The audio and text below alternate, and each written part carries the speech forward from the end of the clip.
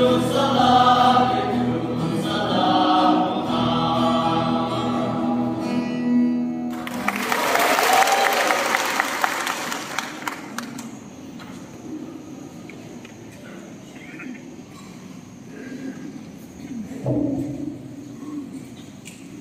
may sa muliakan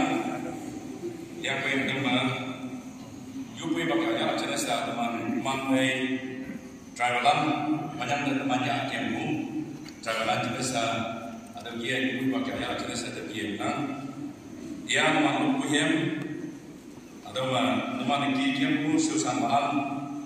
anu nyumalan dalam jangan dia iman saya ki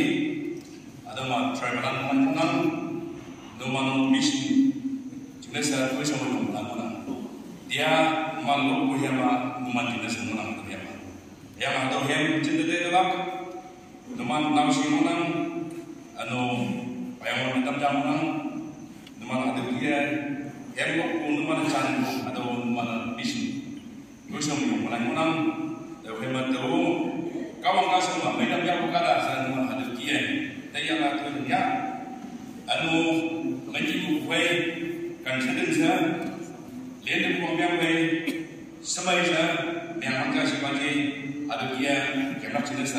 mana ada dia yang jauh sih mana ada jangan tenang